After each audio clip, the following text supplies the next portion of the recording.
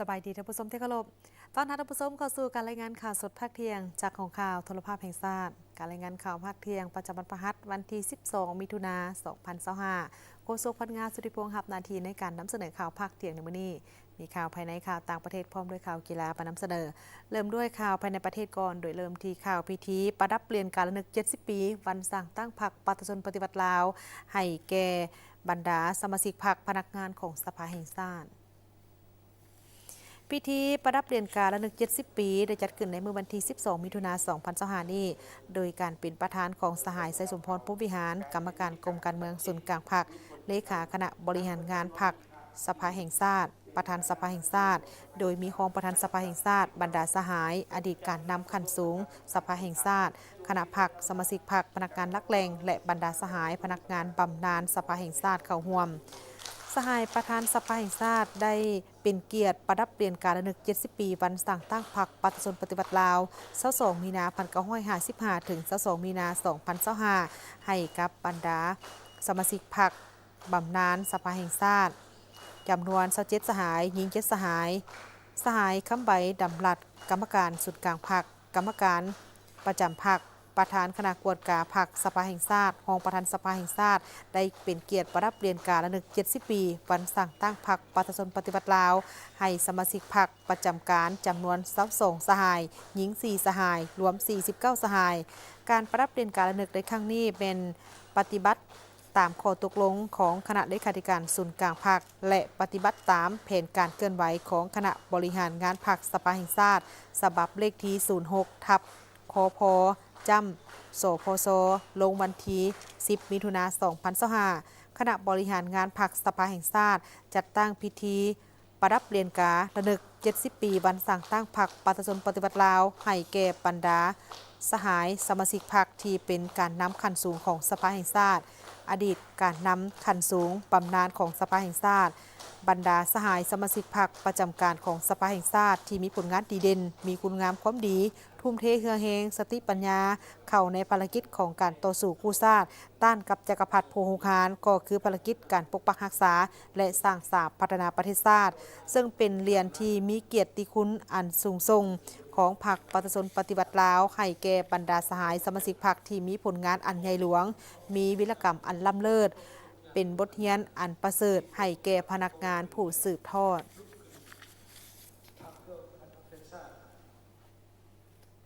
และสำหรับบรรยากาศในการดำเนินกองประชุมสมัยสามัญที่ 9 สภาแห่งชาติสุดที่ 9 ในมื้อที่ 4 ของการดำเนินกองประชุมนี้สำหรับภาคเศร้าสภาแห่งชาติเป็นได้สวมใส่ในการพิจารณาการเสนอของรัฐบาลเกี่ยวกับนโยบายการส่งเสริมสุขยู่การก่อสร้างและซ่อมแปลงทางในระยะใหม่ในนั้นมีนโยบายในการลดพรภาษีอากรนำเข้าต่างๆดึงดูดให้นักลงทุนมาพัฒนาพื้นฐานโครงสร้างให้หลายขึ้น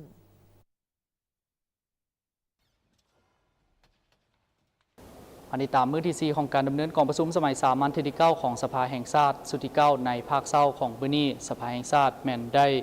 สุ่มใส่พิจารณาการเสนอของรัฐบาลเกี่ยวกับนโยบายสุขยู่ส่งเสริมการก่อสร้างและซ่อมแปลงเส้นทางในระยะใหม่ในนั้นมีนโยบายลดพรภาษีอากรนำเข้าต่างๆดึงดูดให้นักลงทุนมาพัฒนาพื้นฐานโครงสร้างหลายขึ้นกองประชุมสมัยสามัญที่ 9 ของสภาแห่งชาติสุดที่ 9 ในตอนเช้าวันที่ 12 มิถุนายน 2025ภายใต้การเป็นประธานของท่านสมมาตรพลเสนาห้องประธานสภาแห่งชาติบรรดาสมาชิกสภาแห่งชาติได้สุ่มใส่พิจารณาเกี่ยวกับนโยบายสุขยู่ส่งเสริมการก่อสร้างและซ่อมแปลงทางในระยะใหม่ตามการเสนอของท่านงามประสงค์เมืองมณีรัฐมนตรีกระทรวงโยธาธิการและขนส่งกล่าวว่าในปัจจุบันการก่อสร้างและซ่อมแปลงทางยังบ่ทันตอบสนองได้ตามความเรียกร้องต้องการของการพัฒนาในระยะใหม่ต่อปัญหาดังกล่าวถึงว่ารัฐบาลได้พยายามและสุ่มใส่อย่างตั้งหน้าในการพัฒนาทางหลวงแต่เส้นทางเปตงปูยางขั้วและปูยางกวมเอาเพียงแต่23กัวสนห้อยของลวงยาวเส้นทางทั้งหมดส่วนที่เหลือ76กัวสนห้อยเป็นเส้นทางปูหินแห่และทางดินแดงขณะเดียวกันทางหลวงที่สามารถทำน้ำหนักได้11ต้นต่อเผาแม่นยังมีความยาวน้อยลายพออิงตามการจัดตั้งปฏิบัติเวียกงานบูรณะรักษาและซ่อมแปลงทางหลวงแห่งชาติปี 2025 แม่นแผนเวียกและแผนงบประมาณกวมเอาความยาวของทาง 6,179 กิโลเมตร 131 ตอนทางมีความต้องการงบประมาณในการบูรณะรักษาและซ่อมแปลงให้ทาง อยู่2/6ในสภาพดี และพอใช้ได้ประมาณ 2,173 ตื้อกีบย้อนว่างบประมาณของทุนทางมีจำกัด จึงจัดเลี้ยงบุริมสิทธิ์ขึ้นใหม่ตามงบประมาณ800ตื้อกีบฉะนั้นเพื่อเฮ็ดให้การจัดตั้งปฏิบัติเวียกงานนี้ดีขึ้นรัฐบาลได้ค้นคว้านโยบายหลายอย่างเพื่อพัฒนาในนี้หลุดผ่อนอัตราภาษีอากรนำเข้าวัสดุก่อสร้างและกลจักรค่าทรัพยากรธรรมชาติและอัตราอากรมูลค่าเพิ่มของโครงการส่วนภาษีอากรนำเข้าน้ำมันเชื้อไฟแมนบ่มีการลดผ่อนซึ่งจะเฮ็ดให้มูลค่าโครงการลดลงประมาณ11 กว่าส่วนห้อยพร้อมทั้งจะสร้างเงื่อนไขและสามารถดึงดูดให้นักลงทุนทั้งภายในและต่างประเทศเข้ามาลงทุนใส่การพัฒนาพื้นฐานโครงสร้างหลายขึ้นเพื่อแบ่งเบาการลงทุนของรัฐมูลค่าโครงการก็จะลดลงโดยประมาณ 17.43% เนาะสำหรับโครงการลงทุนถ้าหากว่าเป็นในรูปแบบ BOT มูลค่าโครงการลดลงก็จะได้เฮ็ดให้ระยะเวลาของการสัมปทานของภาคเอกชนก็ลดลง 2. เพื่อเป็นการสุกยู่ส่งเสริมการนำใส่ผลิตภัณฑ์และอุตสาหกรรมภายในพร้อมทั้งจำกัดการนำเข้าเป็นต้นประเทศเฮามีท่าแห้งในการผลิตซีมังซึ่งเป็นสินค้าภายในก็สามารถนำใส่เข้าในการก่อสร้างเส้นทางได้ผลยอดท้อ1รัฐบาลจะเสียรายรับจากการเก็บภาษีอากรเนาะตามกฎหมายนอกจากโครงการก่อสร้างและซ่อมแปลงข้างประมาณ 17.43%2อาจจะเกิดช่องว่างหรือเกิดปรากฏการณ์ย่อท้ออื่นๆในเวลาจัดตั้งปฏิบัติบรรดานโยบายดังกล่าวเพื่อรับประกันให้แก่การจัดตั้งปฏิบัตินโยบายสุขยู่ส่งเสริมการก่อสร้างและซ่อมแปลงทางในระยะใหม่ให้มีประสิทธิภาพประสิทธิผลสูงและรับประกันผลประโยชน์สูงสุดให้แก่ประเทศชาติต่างหน้าคณะประจำสภาแห่งชาติท่านนางปิ่งคำราชสิมมาประธานกรรมาธิการเศรษฐกิจเทคโนโลยีและสิ่งแวดล้อมได้ประกอบความคิดความเห็นขอเสนอให้รัฐบาลชี้นำกระทรวงที่เกี่ยวข้องหีบห้อนคนขั้วออกนิติกรรมกำหนดหลักการแต่ละหน้าเวียกให้มีความละเอียดชัดเจนและหัดกุมเพื่อเป็นวันอิงให้แก่ทุกแขนงการในการคุ้มครองและติดตามกฎกาในการจัดตั้งปฏิบัติแต่ละโครงการและจัดเลี้ยงบุริมสิทธิ์ของโครงการที่จะได้รับนโยบายสุขยู่ส่งเสริมจำกัดโครงการที่เป็นเป้าหมายเหตุทดลองโดยเฉพาะทางหลวงแห่งชาติที่เปเพนักหน่วงและมีการขนส่งโดยสารและสินค้าจำนวนหลายให้รัฐบาลชี้นำกระทรวงการเงินกำหนดกลไกการคุ้มครองและการติดตามกฎกาการนำเข้าวัสดุก่อสร้างและกลจักรอย่างเข่งขัดเพื่อบ่ให้มีการช่วยโอกาสในการนำเข้าวัสดุและกลจักรที่จะนำเข้าแล้วไปนำใส่ในเป้าหมายอื่นที่บ่ถูกต้องภายหลังโครงการก่อสร้างและซ่อมแปลงเส้นทางจัดตั้งปฏิบัติสำเร็จแล้วต้องได้มีการสรุปกวดกาการนำเข้าทั้งหมดและปฏิบัติตามขั้นตอนของกฎหมายกำหนดสำหรับการนำเข้าและการซื้อวัสดุก่อสร้างกลจักรอยู่ภายในต่างๆแม่นให้ปฏิบัติเสียภาษีอากรตามกฎหมายก่อนหลังจากนั้นจึงประกอบเอกสารเพื่อขอเงินคืนบนพื้นฐานที่ปฏิบัติตามนโยบายนั้น 7. ต้องมีมาตรการที่เข้มงวดในการควบคุมคุณภาพมาตรฐานเทคนิคการก่อสร้างการซ่อมแปลงเส้นทางเข้มงวดการคุ้มครองและการกวดกาเส้นทางในการขนส่งประเภทรถบรรทุกนำหนักของรถบรรทุกและมีความพร้อมหอบด่านในการปฏิบัติมาตรการที่เข้มงวดเด็ดขาดต่อผู้บรรทุกนำหนักเกินจากนั้นบรรดาสมาชิกสภาแห่งชาติได้พร้อมกันประกอบคำคิดความเห็นตามที่ชี้นำของประธานกรมประชุมเป็นต้นการให้นโยบายสุขยู่ส่งเสริมการก่อสร้างและซ่อมแปลงทางในระยะใหม่การทดลองจัดตั้งปฏิบัตินโยบายและบรรดามาตรการจัดตั้งปฏิบัติขอให้รัฐบาลจงได้เอาใจใส่ในการจัดตั้งปฏิบัติตามนโยบายดังกล่าวเนาะอย่างจริงจังและอย่างมีจุดสุมให้เฮ็ดทดลองเนาะจุดใดจุดหนึ่งอย่างมีจุดสุมสะก่อนจากนั้นเขาจึงถอดถอนบทเรียนในการจัดตั้งปฏิบัติในต่อหน้านะว่าการผ่านการจัดตั้งปฏิบัตินโยบายคือดังกล่าวนั้นแม่นได้ครับประสิทธิผลขึ้นใดและก็ยังมีด้านคงข้างขึ้นใดเนาะ2มันจงมีมาตรการอย่างเข้มงวดตื้มเกี่ยวกับการคุ้มครองรถบรรทุกหนักเนี่ยนะเส้นทางพวกเขากับเพลาย้อนการคุ้มครองของเขาพวกเขานี่ผ่านมายังบ่ได้มีประสิทธิผลอย่างเท่าที่ควรนะตัวอย่างคือว่าผู้เก้าลักกันก็ถือว่าก็มีอยู่อันแจ้งการมีอย่างผ่านมาว่าห้ามรถบรรทุกในการนั้นไปทางผู้เก้าลักในนั้นเนาะแต่ว่าความจริงก็ยังมีหลายยังไปอยู่ฉะนั้นเฮ็ดให้เส้นทางดังกล่าวเป อย่างนักสนั่นทุกปีแมันซุ่มใส่ในการซ่อมแปลงเส้นทางภูเขาลักนี่ครับถ้าว่าหากเอาทุนดังกล่าวนั้นไปซ่อมแปลงทางอื่นก็จะได้หลายเส้นพร้อมนี้ยังมีคำเห็นอื่นๆที่สมาชิกสภาแห่งชาติเสนอเพื่อเฮ็ดให้การกำหนดนโยบายสุขอยู่ส่งเสริมการก่อสร้างและซ่อมแปลงทางในระยะใหม่มีจุดสุ่มและสอดคล้องกับสภาพความเป็นจริงของประเทศเฮาในระยะใหม่นั่นก็คือการดำเนินกองประชุมสมัยสามัญเทื่อที่ 9 ของสภาแห่งชาติในภาคเช้าของมื้อนี้ส่วนเวลาในภาคบ่ายทีมข่าวโทรภาพแห่งชาติลาวจะนำเสนอท่านผู้ชมในข่าวภาคค่ำประจำวันจากโทรภาพแห่งชาติลาวศรีสุวรรณถ่ายภาพดวงวิเศษมิถิยพรรายงานจากสภาแห่งชาติลาวบริษัทโลกาจำกัดได้ร่วมกับทางบริษัทหลักทรัพย์ BCL TK บริษัทหลักทรัพย์ LDB จำกัดผู้เดียวและบริษัทหลักทรัพย์ลาวจีนมหาชนมีการเซ็นสัญญาการให้บริการให้คำปรึกษา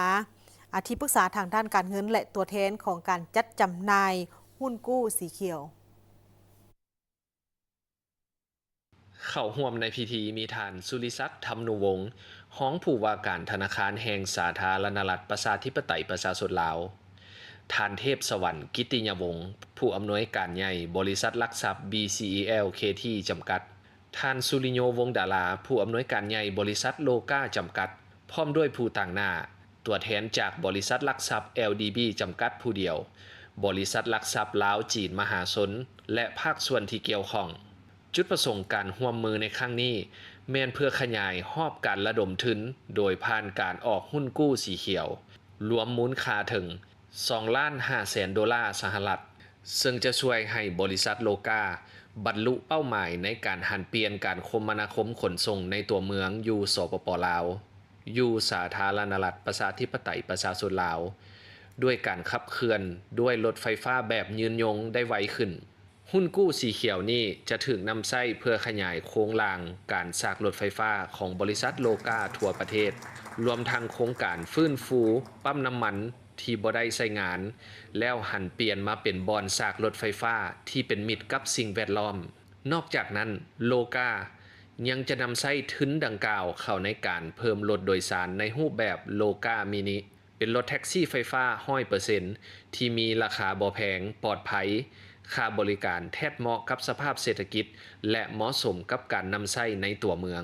พันธบัตรหรือว่าหุ้นกู้สีเขียวเนาะเป็นประเภทสีเขียวก็คือเป็นบริษัทที่ปล่อยออกหุ้นกู้ที่เป็นบริษัทที่เป็นมิตรต่อสิ่งแวดล้อมเป็นครั้งทำอิฐในประเทศลาวแล้วก็เป็นบริษัททำอิฐในประเทศลาวในการระดมทุนครั้งนี้แมนเฮาจะเอาเงินที่ระดมทุนมาได้นี่ไปขยายสถานีสร้างให้ได้ทั่วประเทศซึ่งปัจจุบันนี้เฮาก็อยู่47สถานีแล้วเนาะแต่ว่าความต้องการและการนำใช้รถไฟฟ้าในลาวตอนนี้มันหลายขึ้นฉะนั้นแล้วความต้องการในการสร้างสถานีสร้างนี่ก็หลายขึ้นเช่นเดียวกันฉะนั้นการระดมทุนก้อนนี้ก็เป็นหนึ่งในนั้นก็เป็นขยายสถานีสร้างให้ได้ทั่วประเทศแล้วก็ให้ได้หลายจุดเพิ่มขึ้นนอกจากนั้นเขาก็ยังเอาเงินอีกส่วนหนึ่งไปขยายธุรกิจบริการรถแท็กซี่ในตัวเมืองที่เป็นแท็กซี่ขนาดจิ๋วหรือว่าขนาดน้อย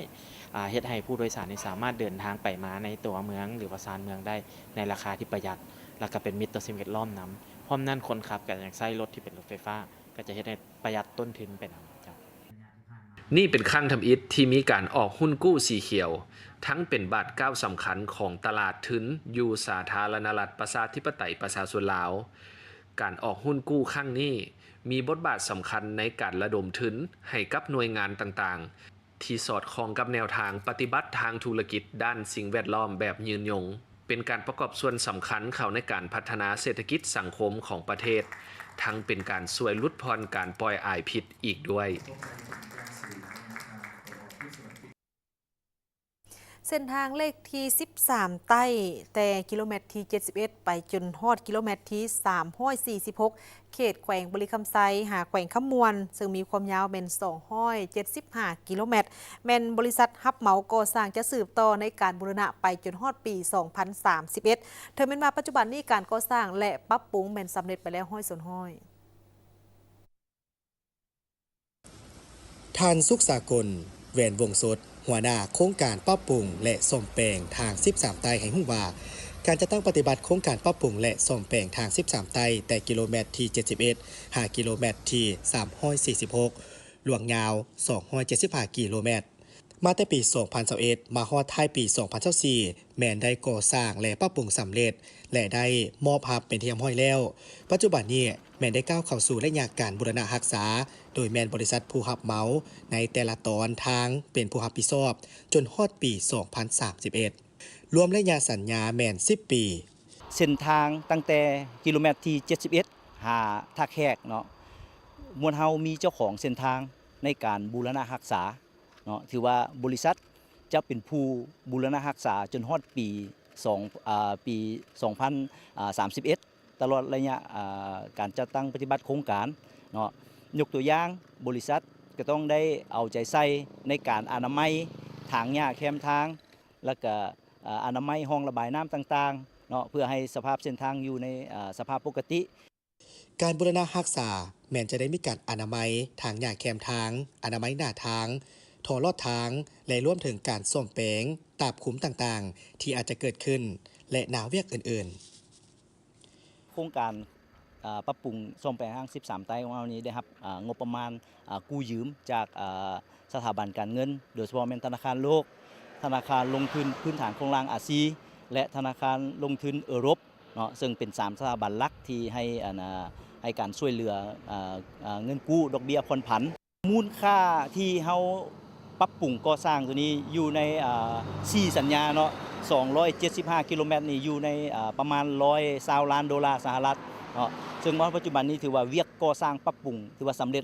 100% และก้าวเข้าสู่บูรณะรักษาเนาะ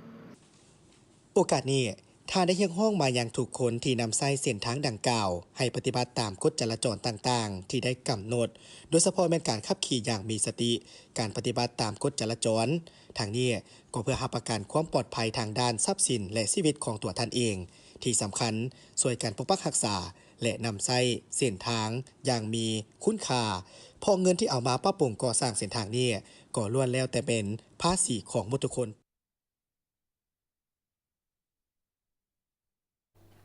ท่านผู้ชมที่เคารพจากนี้ไปนั้นจะพักก่อนหลังจากนั้นกลับมาติดตามชมการรายงานข่าวต่างประเทศบนข่าวกีฬา